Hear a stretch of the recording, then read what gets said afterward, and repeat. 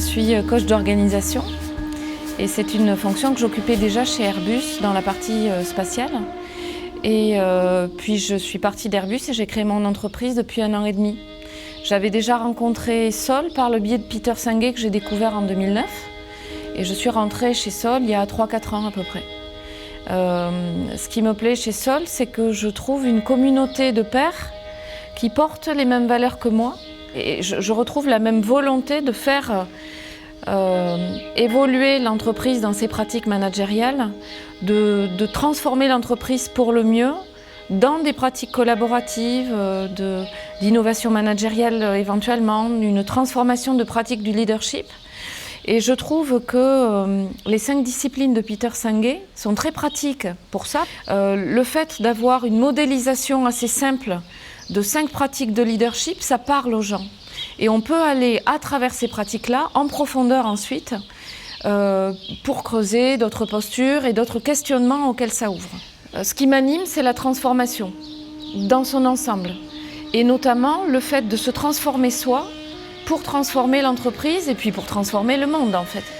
J'ai un besoin d'apprendre permanent du plus loin que je m'en souvienne.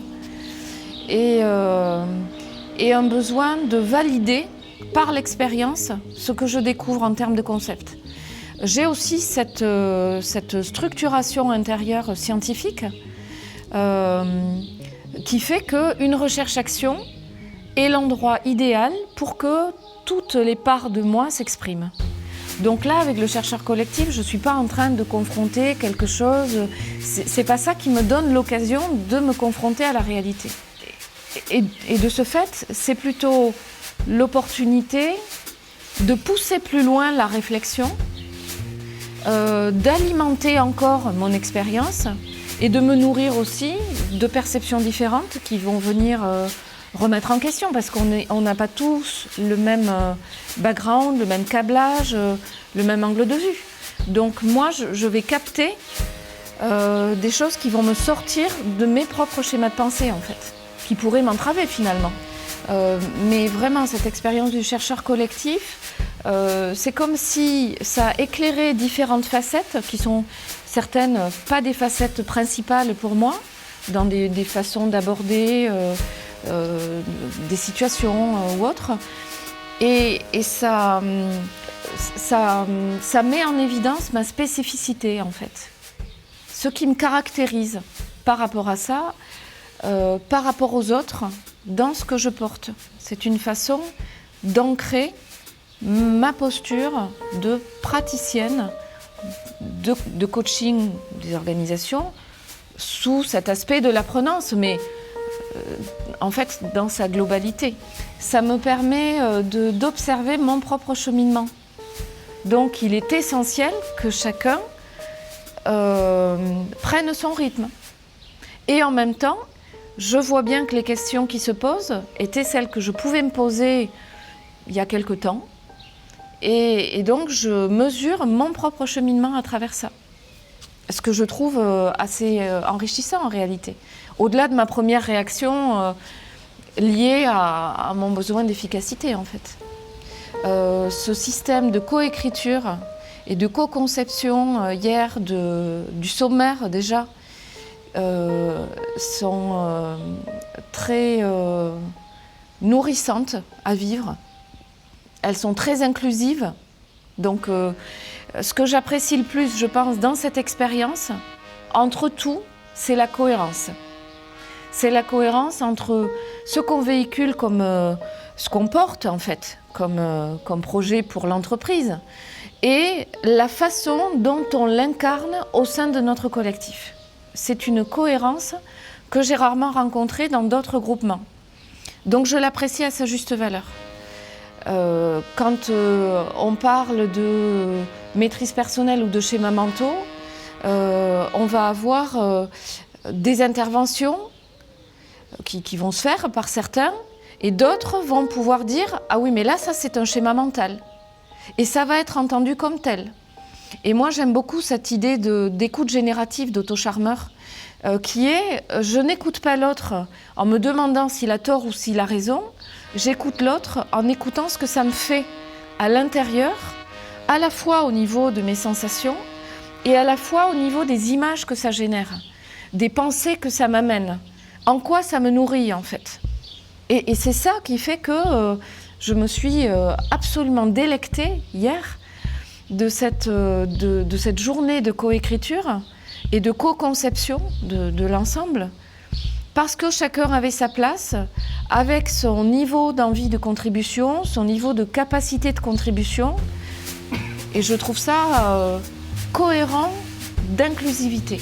Là, en fait, on parle d'apprendre en équipe, c'est-à-dire on s'appuie sur les ressources des uns et des autres, mais on n'exclut pas ceux qui sont en situation d'inconfort. En fait, d'une façon ou d'une autre, ils vont être inclus sans que chacun ait l'injonction de qui que ce soit de faire ce pas d'inclusion. Ça va se faire, en fait.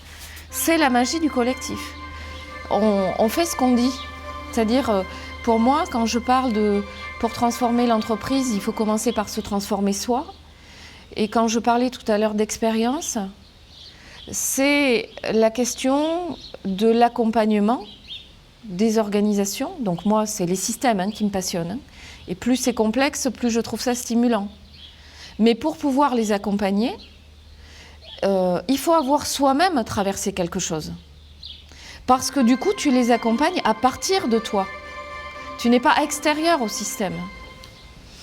La problématique dans les organisations, la plupart du temps, c'est que les personnes, comme je l'ai été moi aussi, sont imbibées de la culture de l'entreprise. Et la culture n'est pas visible la plupart du temps. On y baigne dedans comme un poisson qui est dans l'eau qui ne voit pas l'eau, puisqu'il y est dedans. Et ça génère des effets à la fois constructifs, positifs et pervers. Donc tout l'enjeu pour moi, c'est d'éclairer ce qui est à l'œuvre, parce que plus on est conscient, plus on est libre. Donc après, on peut ou pas changer. Mais on n'est plus aveugle de ce qui se passe et on peut au moins chercher à mettre quelque chose en mouvement, à commencer par soi, pour faire évoluer ce qui nous met en difficulté ou en inconfort, ou ce qui bloque, sans parler même de soi, ce qui bloque la transformation de l'équipe, de l'organisation ou autre. On a d'autres leviers en fait. Ça met en capacité d'agir en fait. C'est la cohérence. C'est la cohérence.